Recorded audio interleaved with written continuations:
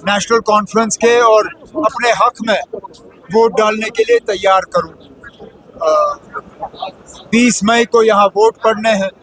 अभी से 20 मई तक जितने वोटरों से मैं मिल पाऊंगा उतनी मेरी कोशिश रहेगी। आज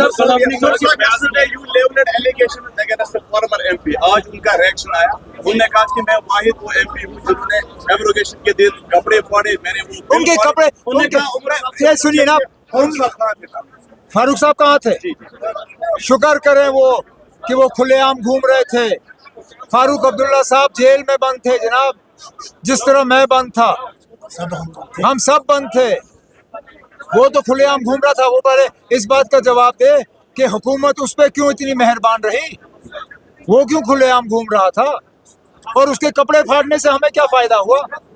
कम से कम हाउस में कोई बात करता, कम से कम रिकॉर्ड पे कोई बात लाता, कम से कम राज्यसभा में जब वोट हुई तो उस वोट के खिलाफ अपना वोट दर्ज करता, रिकॉर्ड पे तो बात आ जाती। उनके कपड़े फाड़ने से तो रिकॉर्ड पे कोई बात नहीं आई। यहाँ किसको याद है कि उन्होंने कपड़े फाड़े? उनके कपड़े फाड़ने से तो हमें कुछ नहीं मिला। आज उन्होंने नेशनल कॉन्फ्रेंस को टारगेट बनाते हुए बहुत किसने? ठीक है ना, आप करें सर।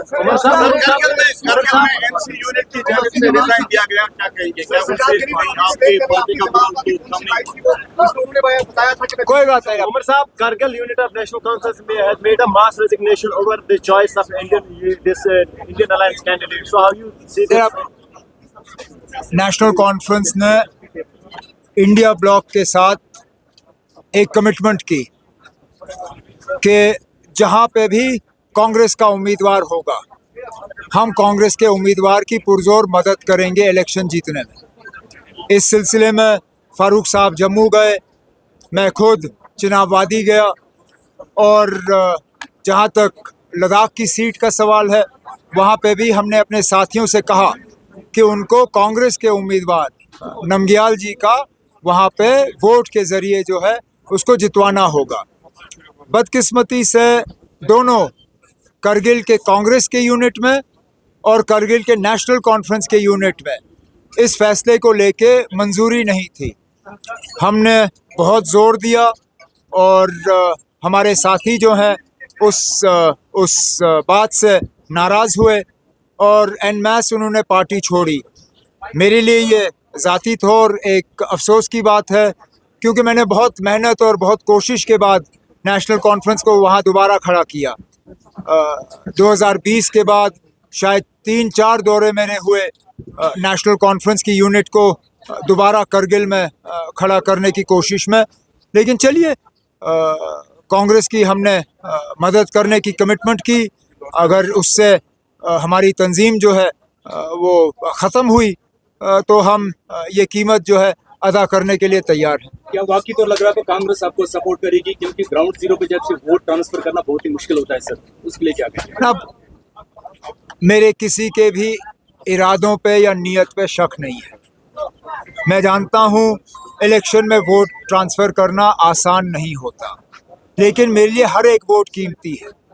कांग्रेस की तरफ से अगर एक भी वोट मेरे हक में ट्रांसफ़र होता है तो मैं उसके लिए कांग्रेस का शुक्रगुजार रहूँगा। उमर साहब, आपके कैसे देखते हैं? क्या इंजीनियर रशीद भी अब मैदान में आ चुके हैं, उनका चलिए ना, अच्छा है। मुझे अफसोस इस बात का है कि इंजीनियर रशीद साहब को तिहाड़ जेल से इलेक्शन लड़ना पड़ रहा है, और कौन जिम्मेदार है उनको तिहाड़ जेल पहुंचाने के लिए वो भी यहाँ के लोग अच्छी तरह से जानते हैं। अब मैं चाहता था कि इंजीनियर रशीद साहब 2019 की तरह खुलेआम कैंपेन करे और अपनी बात जो है लोगों तक पहुंचाए, वोटरों तक पहुंचाए, लेकिन उनको इस बात की इजाज़त दी नहीं गई। मेरी हमेशा ये कोशिश रहेगी कि इंजीनियर रशीद साहब जो है वो छूटें, क्योंकि अभी तक उनके खिलाफ कोई चार्जेस फ्रेम नहीं हुए हैं। उनके खिलाफ कोई जो है जुर्म साबित करने की तो दूर की बात, अदालत में तो अभी मुकदमा भी अभी शुरू नहीं हुआ है। तो उनको इस तरह बंद रखना जो है उनके साथ नाहियत ही नाइंसाफ़ी है। चले, शुक्रिया।